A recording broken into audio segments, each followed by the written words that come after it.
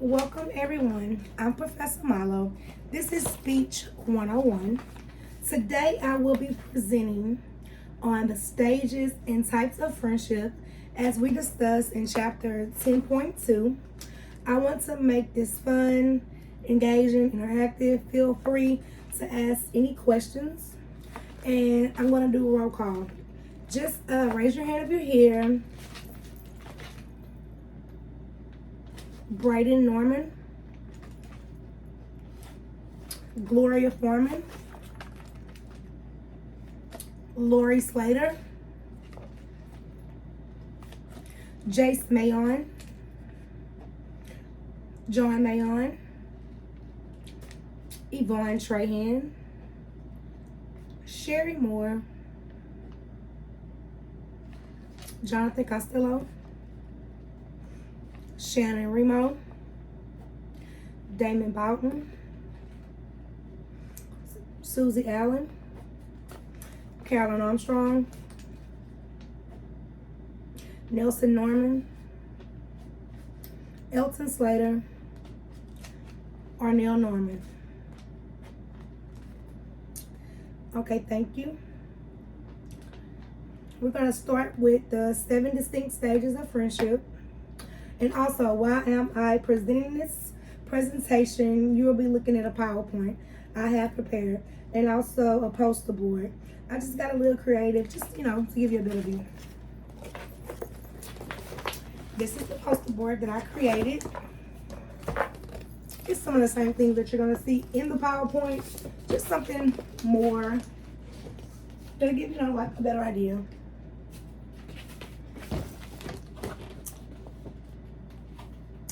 Okay, we're gonna get started.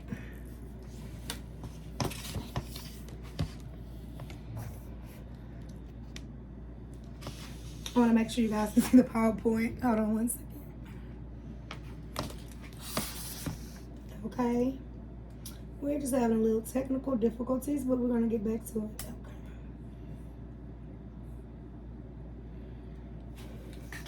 Okay. As shown in the poster board, it shows you the stages, types of friendship. Okay, let's get started.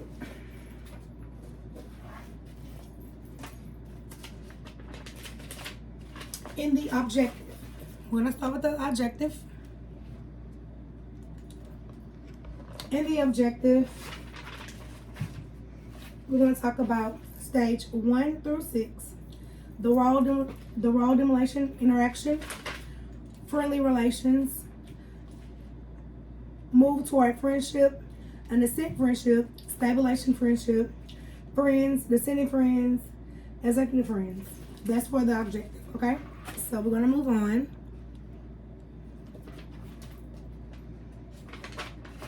We're gonna discuss stage 1, role delimitation interaction, the first stage of friendships.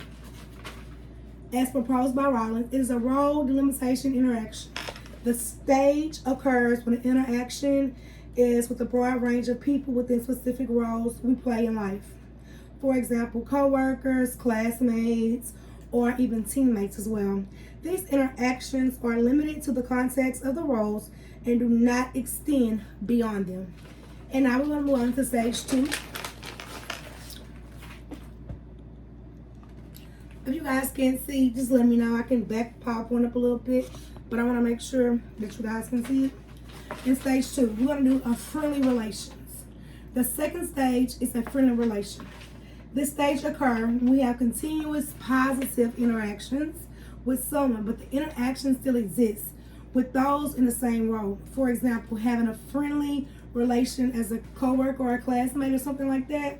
In this stage, there's a positive emotional attachment to the relation, but it also remains limited to the context of the role being played. There's no effort at all to explain the relationship beyond the context and spend time together outside of work or, outside of your, stomping grounds or something like that.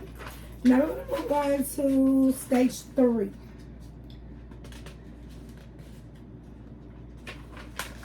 In stage 3, The third stage is a move toward friendship. The stage occurs when people decide to interact with one another outside the roles they originally embodied when they first met. Like, for example, okay, I met you on a job and hey, we're, buddy buddy. But outside the job, we became more than friends. Because you go out with co-workers, have drinks after work, you may study after class, something on that order. And also in this stage, it's a continuous effort to build a deep connection, to expand the relationship beyond the context role that was played. Like when you first met them, as we discussed in the first one, there's a desire to get to know the person beyond the role, to spend time together in different contexts, okay? I'm gonna move on. Do anyone have any questions or concerns? Okay. We're going to move on to stage 4. That's an ascended friendship. And look at me. I should have said PowerPoint. Okay. An ascended friendship. The fourth stage of a friendship is an ascended.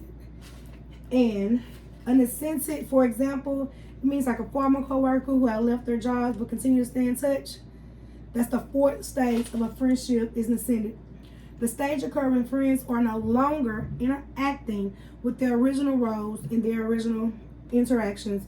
Do not follow stereotypes associated those in a role. In this stage, a relationship has moved beyond the context, the original roles, and developed a more true friendship. Their interactions are no longer limited by expectations, requirements of those roles, and a genuine interest of getting to know the person individual. For example, with an ascended friendship, you have grown to know this person, to be a coworker or someone you met at school, and y'all just had that bond, that click where you don't have to be shy in front of them, or you can just be yourself as an ascended friendship. I've had a few of those, but sad to say some of them didn't work out, but hey, let's move on to stage 5. In stage 5 is stabilized friendship. Okay. The meaning of that, friends who have established a routine, meeting for coffee every Saturday morning. In this stage, the relationship has become a stable and important in both individual life. And I'm going to explain a stabilized friendship. The stabilized friendship, this stage reflects that have developed the norms, interactive patterns, or functioning opposite for both parties. And the friendship is working very smoothly with no bumps in the road. It's just, it's just working. There's a deep connection, emotional attachment to the friendship, and both parties feel comfortable and secure in the relationship. Give me one moment. Oh boy. All right. Now we're going to discuss stage 6 friendship. It's kind of a touchy topic because that's when the friendship ends. I like go this way, that way, and all of that. As in a PowerPoint, as you can see, the arrows that's going like you in a row, like hey, turn left, turn right. That means the 9 times out of 10, that's how the friendship will end. Hey, you might be going right, they're going left, or hey, you never know. But the definition of what I want to break down to you guys is, while ending of a friendship can be painful, and also an opportunity to reflect on the positive experience and personal growth that came from the relationship. But the final stage of friendship is when they come to an end. Friends can end for various reasons, such as distance, changing life circumstances, or falling out. It's important to recognize that all friends are not meant forever. All friends are not meant forever. While it is important to cherish the memories and lesson learned from the friendship, even if it has to come to an end. Have anyone ever experienced anything like that? I have. And it was pretty hard. But hey, I had to learn that hey, when the rubber meets the road, you gotta go. Some people are placed in your life only for a season. And what I'm saying about a season like fall, winter, spring, those kind of seasons. You know how, okay, it's fall, then the next song is spring. Yeah, that describes that kind of friendship, like going on this. And right, you can be friends with someone over 20 years, even a marriage, and hey, one day you wake up and boom, it went that way while you were going that way. And it's pretty hard. It's really pretty hard when the friendship or anything ends like that. Okay. Now, we're going to talk about the friendship types. Independent, discouraging, and exquisite. Okay? The independent friendship are situations, meaning they are formed based on particular situation of circumstance. These are friendships that are often short-lived, do not involve deep emotional connections.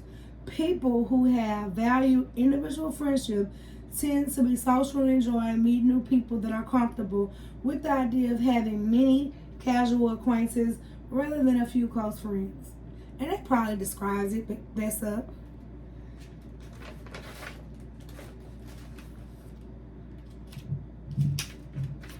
Okay. Okay, we're going to move on to the scaring friendships.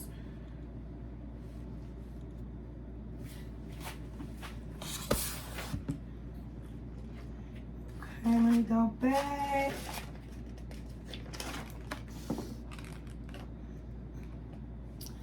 Yes, it's giving me a hard time. Okay. We're going to start that over. I don't know why. It just paused in the middle. Okay. The scared friendship. The scared friendship are focused on building emotional connections with a few close friends. People who value the scared friendships prioritize quality over quantity and are willing to invest the time and effort in maintaining those relationships. These type of friends are characterized by trust, mutual respect, and shared experiences. The scared friends provide emotional support, encouragement, and a sense of belonging. Can any one of you guys relate to that? It looks like I can relate to all of it, but yeah.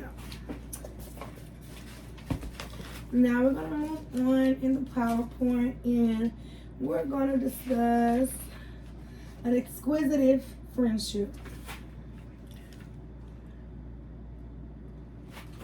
Did it go over? Okay.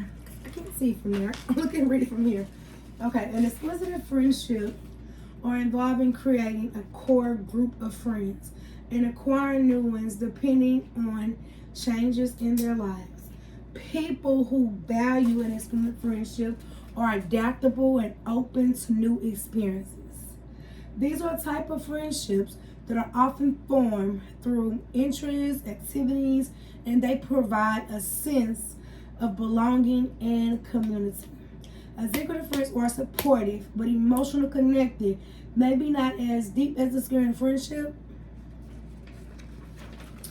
Okay, now we're going to come to the conclusion. Before we come into the conclusion, I just want to bring the poster board back in the video in case you don't see the pictures. It's just giving, all types of vibes, all types, of diversity, and how it just can be wonderful. Where you can hang, you can hang out. They probably never met anyone. They probably never even met these people. When they came together, they look like they're just having a ball. And like I said as well, the diversity is so great, or whatever. It is wonderful to have a diverse friendship or whatever, because some people are raised different from one another, and you might want to get out there and be like, oh well, I have a friend in that culture and they have this, you have that, and you put it all together, and sometimes it could be wonderful. Then sometimes you put people together, and as we discussed, as we go back to the stage 6 of friendship end, sometimes right where it begins. And also when I talked about there's a season, someone is only in your life for a season. Okay, we're going to jump to the conclusion. And before I get to conclusions or ask again any questions. Okay, so I broke it down real well. Glad to hear that. In the conclusion, the chapter provides valuable insights into various stages and types of friendship, as well as healthy versus unhealthy friendships. Wow, that screams a lot. With a healthy, I'm just running my mouth and I ain't got to the next PowerPoint where you guys can see the conclusion.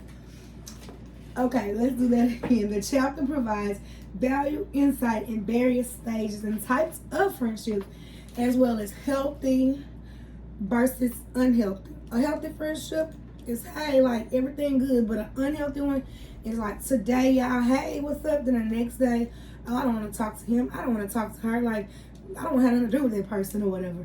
That's unhealthy. But hey, then you be like, I don't want nothing to do with that person, but 2-3 minutes or a day or two later, y'all back buddy, and that's an unhealthy one. As an exercise, one can reflect on friendship that can no longer have and take through all 7 of Rollins' friendship stage. They can also think their patterns of friendship determine what friendship style based on Matthews' theory. Sarah Matthews identified 3 types of friendship: independent, discerning, and executive. Each type of the friendship is a unique characteristic, okay? And values. Its presentation will explore the types of friendship and understand how. Okay, now that concludes the lesson. And I'm so happy you guys to be in my class. I hope you enjoyed the presentation as much as I did, because I enjoyed it. But I was kind of nervous, like, oh my God, it's going to come out right. Are the students going to love it? But once again, I am Professor Milo. This is Speech 101, and I enjoy doing my presentation on this. Thank you.